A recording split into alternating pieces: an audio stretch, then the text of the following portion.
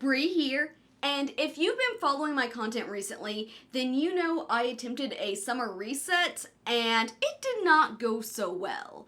I made it about 3 days before I crashed, and all of this really comes down to I'm still trying to figure out how to work with the brain that I now realize is neurodivergent. So today I'm going to be looking at some self-care and just general life tips on TikTok that I'm hoping will help me and help anyone else who is going through the same kind of stuff. Get my earbuds in. Now, a lot of these tips will be autistic ADHD gear just because that's a lot of what I'm facing, but a lot of it can also be good for anyone. If you are one of the 15% of autistic adults who work, I have got a tip for you to help avoid burnout. When you get home, go to bed. It is that simple. Just go to bed for an hour. You don't need to sleep. Doesn't matter if you do fall asleep, but you can set an alarm if you're worried about that. Okay. And just desensitize, decompress. You have your comfort, your blanket, a weighted blanket if you want. Turn the lights off, draw the curtains, just have no lights, no sound, and just rest, recharge those batteries, and just get unstimulated from the day that you've had. Scroll on your phone as well. She said that that's fine, like a mind-numbing game that you don't need to concentrate on. And just go back to basics and just recharge for an hour. You might think that life is too busy for that, but actually I waste more time than that when I'm feeling burnt out in the evenings and I go into zombie mode, into that numb mode. That's because I just can't do anything, and it takes me so long to do anything. I mean, like she said, my gut instinct is I don't have time for that. But she does make some very good points. Okay, this is a stitch on this. When you get home, go to bed. Now, I call it recharging. Ooh, and the recharge I like that can better. happen at any point of the day. The trouble is, we're I running like on a low power that mode comparison. continuously all day. And we all know that low power mode doesn't perform well. Especially under pressure. Just close my eyes and just process everything I need to do.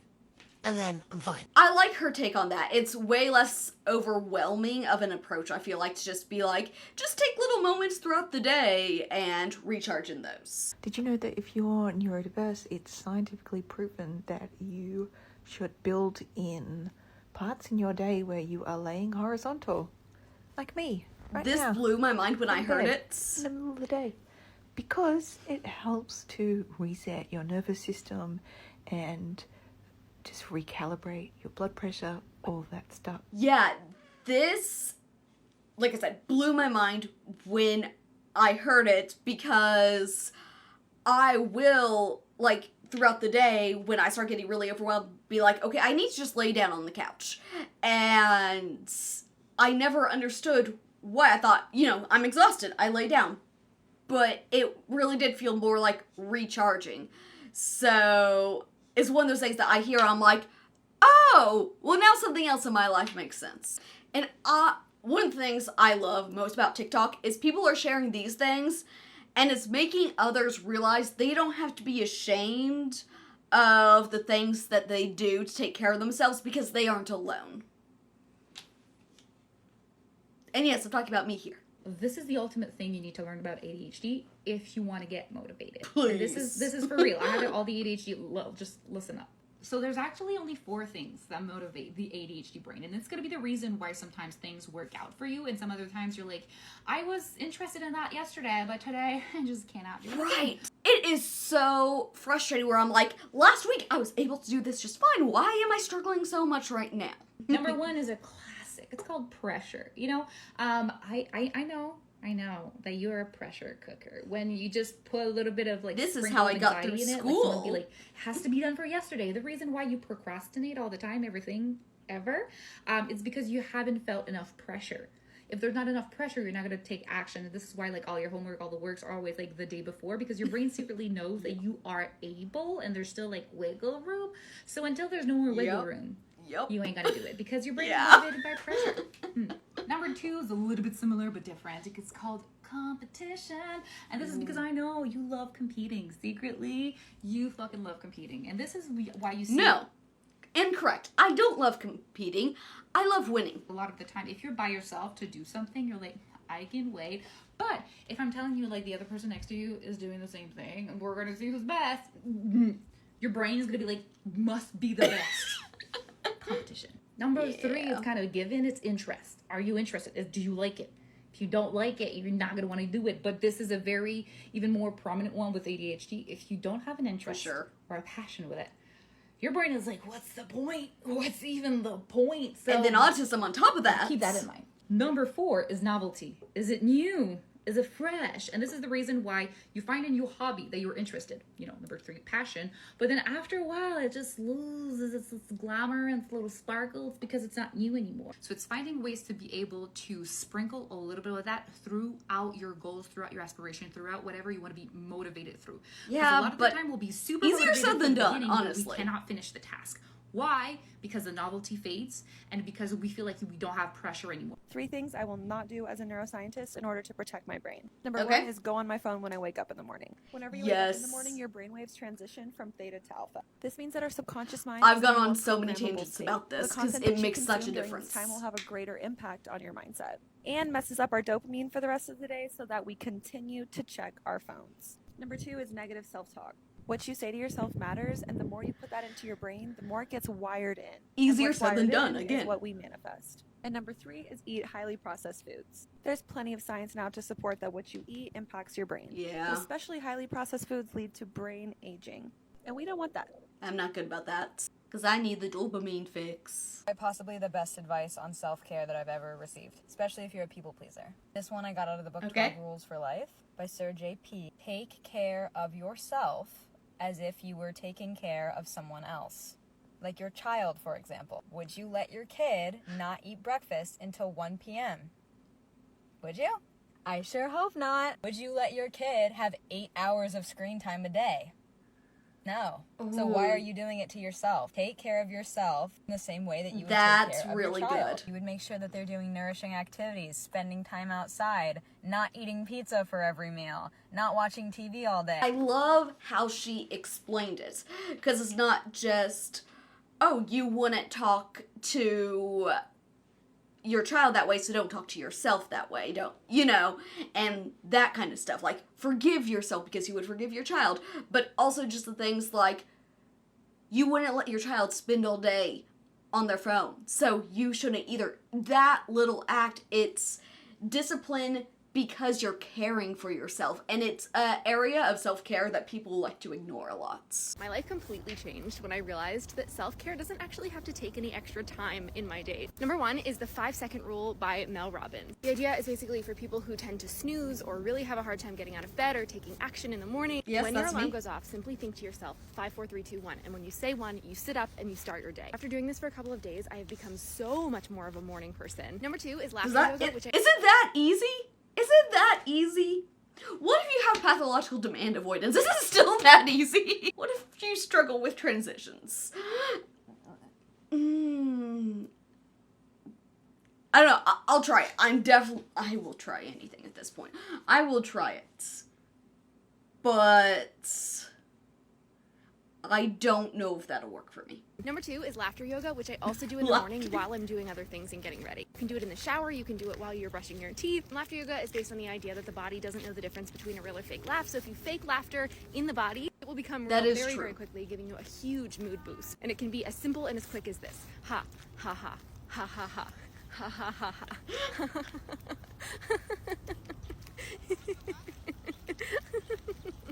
Okay, people are watching me, but you get the idea. Number 3 is during the mundane or neutral or blah moments in your life, shift your focused attention to the parts of that experience that are supportive for you, that are pleasant for you. So for example, if you're doing the dishes, not a super fun task, but what if you put the water to the perfect temperature under your hands? And instead of focusing on how you're doing a chore, you instead paid attention to how good the water started to feel. The suds of the soap playing on your hands, the warmth soothing your body.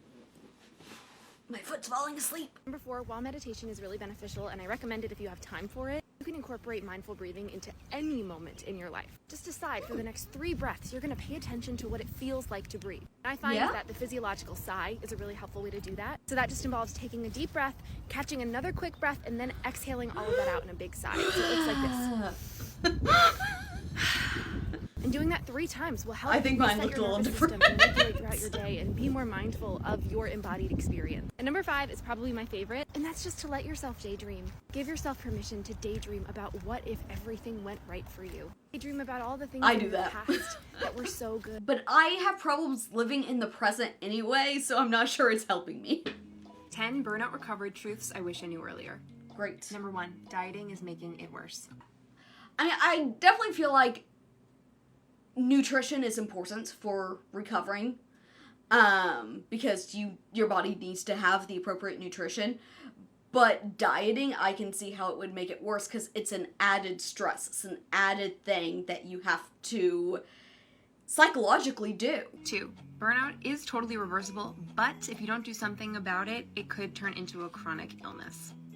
3, the crazy carb cravings you're having at the end of the day are most likely connected to blood sugar imbalances, cortisol imbalances, and nutrient deficiencies. 4, movement will help boost your energy, your motivation, your mood, but you don't have to do all or nothing. Start slow and start small. 5, you have to give yourself permission to rest. Great. Yes. Can we go back to the previous one and tell me how I don't do all or nothing? Because I don't know how to not do that. Ooh.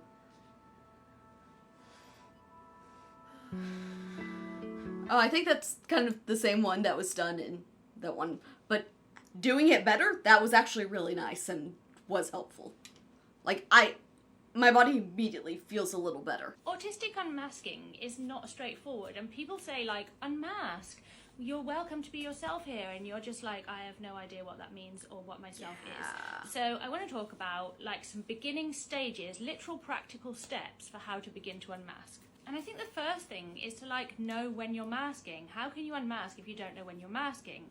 So yeah, I would take difficult. the time to notice when you are either stopping yourself from doing a stim, making a movement that you feel like you want to do because you feel like you're going to be embarrassing yourself, or when you really want to talk about something that's really interesting to you, but you know you're not supposed to do that and you stop yourself. Or when you, like, don't process an emotion, but you pretend to have an emotion because you know you're supposed to have an emotion in this moment, so you, like, fake one. Or when you have a response to something that doesn't feel natural, it feels like the appropriate response that you're supposed to have because you've been taught that that's the response that you're supposed to do. Yeah, basically just make a list in your head of the things that you do that are repressing the things that you would naturally do as an autistic being, and then you could, like, make a note on your phone and notice what situations you are repressing those autistic behaviours in. You can very, very, very slowly start to change that. Maybe pick one of those situations that is a safer situation, maybe explain to the people beforehand that you're going to be trying to not repress this particular behaviour, and then try doing it. And that's good advice to do really, it really one thing at a time, because it's so overwhelming trying to unmask. Very, very tiny step. These are all my tips and tricks for my ADHD hot mess girlies who want to get their life together. Okay, I love her. She has some of the best advice, honestly. Friend, I promise you that the task that you've been dreading doesn't take as long as you think that it's going to, so just set a timer and do it. Also set a timer in the sense of give yourself a deadline, so I'm going to work on this project for 1 hour. Put all distractions away and actually work on it for 1 hour and time yourself doing it. Once the hour's up, you're done. Make dopamine menus. Have a list of things that you like to do that you know make you feel good. So for example, in the morning, I have a morning routine menu. I get to choose the morning routine things that I want to do from that menu. I don't put pressure on myself to do the same thing every day. I just choose from the menu. Create a home for things. If you don't have a home, your life is going to be a disaster. I was addicted to, like, impulse spending for so long, so I now use cash instead of my credit card. It's helped so much. That doesn't work for me. For some reason, I am way more likely to spend cash than card, which I know is the opposite of how it normally is. Don't do a Sunday reset. It's way too much work, and you will get bored of it. It's overwhelming. Throw away your planner and get a digital calendar that's syncs with all of your devices. I like the idea of it. If you want to stop being late for everything, you need to record what time you need to leave your house at, yes, not what time the appointment is actually at. If I'm going somewhere, I will look it up ahead of time on Google Maps and calculate how long it's going to take me to get there. And then I add in about like 5-10 minutes for, you know, just me. Yeah, I need to start calculating based on that. That is the time that I will write in my Google Calendar for it to remind me, because otherwise I will be late. I will leave at the time of my appointment. I won't leave quite at the time of the appointment. I'll leave like a minute or two before. Easy self-care things I do Steamy eucalyptus showers, jazz playlist with it, dab, too many things or things. Okay, we're gonna go through this slower. Okay, easy self-care things I do with... Easy I'll get through this TikTok eventually. Easy self-care things I do when my bad brain starts trying to take over. There we go. Steamy eucalyptus showers, jazz playlist, and mini skincare hair ritual. I like that. Maybe not the jazz playlist, but one of my rock playlists play that, and mini scare. I can't talk today. Mini skincare ritual. That sounds nice. I'm moving on now. 5-second inhale, 5-second hold, exhale, or the double thing now that we learned. Mental supplements. I was distracted by what was going on and did not read the words that were on the screen. There was too much happening. Scribble gratitude list. Cool. Coffee shops. Yeah, sometimes getting out just helps a lot. Nostalgic playlist, yes. 15-minute walk. Tidy clean. Single serving treats. Turn off phone. Yeah, okay. I've been burned out for my entire adult life, and a large reason why I've been so burned out is because I didn't know how to rest. I think many of us think that rest is meditating a lot and napping and sitting still in a quiet room and trying to just not think about anything. But the truth is that rest can be anything that allows you to, and your nervous system, to relax enough to feel safe. Physical rest, which is things like sleep, eating well, nourishing your body, moving in a way that makes you feel good. We have cognitive rest, which is resting in any way that allows your mind to not think. So any non-thinking activity like baking or painting. Yes, oh my, painting helps so much. My boss and I painted pottery for our last staff meeting, and it helped my brain so much. Rest. So things like removing yourself from a lot of external sounds, like going for a walk in a forest, wearing loose, comfortable clothing, smelling soothing scents like lavender, anything to do with your senses that makes you feel comfortable and at ease. We have creative rest, where you just create and play. Play is such a huge part of humanhood that we've neglected for a very long time. What about emotional rest? So things like allowing yourself to cry, to journal, to be in solitude by yourself. I avoid this stuff because I have pathological demand avoidance, and the demands feel like threats. I'm so happy that Demi is talking about this because there is so much to say about pathological demand avoidance. Now, avoiding demands of our everyday life is a normal human trait. We've all experienced it at some point. But for people with autism or a dysregulated nervous system, this is something that actually impacts their daily functioning. In order to understand this, let's start by looking at what even are demands in the first place. Because oftentimes we think of the word demand as someone requiring something of us, which, as you see here, requests, orders, it is within this chart. It's so much more than that, as I've like recently laws, realized. social rules, and wants and needs. So you can think of it as anything that requires us to expend energy in a way that may not be preferable to us at that time. So because for people with PDA, demands equal fight or flight, what's happening to your nervous system is it's going, okay, there's an external stressor we need to focus on, which is a threat to our survival. As silly as that could sound to some, people with PDA would view doing the dishes, for example, as a literal threat to their survival. And it's not logical. It's not like people with PDA are sitting there going, oh, this is a threat to my survival. It's just feel the panic. Nervous system response. As it stems from the idea that there is something being demanded of me, and if I don't meet that demand correctly, my threat or my safety is in jeopardy. My feet keep falling asleep. How do we manage this? Number one, it's about understanding it, and it's about understanding it to a point where you're able to use some validating self-talk to say, hey, this is my PDA at play. It is not because I'm lazy, it is not because I'm unmotivated, and it's not because I'm a bad person. Number two, it's all about grounding and safety, because at the root of this, it's about feeling unsafe when demands are placed on it. So that might mean using some affirmations and asking yourself, why am I safe right now? It might mean doing some breathing exercises, some other grounding exercises like a 5, 4, 3, 2, 1. Number three, coupling sensory regulation with the activity or the demand. So if you have, like, you know, Demi in her video had a squishmallow she loves. So using the squishmallow, holding it, regulating yourself with it, maybe while you're starting to clean the house, or using it before and after as kind of a grounding tool. Lastly, for one of the most important things, and this kind of comes back to my earlier point of validating, it's reminding yourself that that fear you feel, that fight or flight response, is really rooted in feeling unsafe. Reminding yourself of something like, I have always kept myself safe and I will continue to do so. I'm dying. My foot is killing me right now. I just need to wake it up. Hang on. Okay, let's rewind that. Hang on, I'm gonna stand. Lastly, for one of the most important things, and this kind of comes back to my earlier point of validating, it's reminding yourself that that fear you feel, that fight or flight response, is really rooted in feeling unsafe. Reminding yourself of something like, I have always kept myself safe and I will continue to do so, can be very powerful. Roleplay and PDA. Having PDA is a real struggle because it is not a conscious decision that we make, that we have to do something, therefore we don't do it, or someone tells us to do something, therefore we're absolutely not doing it, even if we were going to do it before they told us to do it. So what we can do is inhabit a character. So I'm not doing it, I'm stepping into this fantasy of this person who lives this particular life, who does it in this way, and that can be a way to trick our minds, to find the joy, to find the fun. I don't think it would work every time, but it's definitely a tool that I feel could sometimes be useful. To do it as ourselves in this scary neurotypical world. Let me know in the comments some ways that you prioritize yourself. Thank you for watching this video. Please leave a like, and remember, you are ineffable.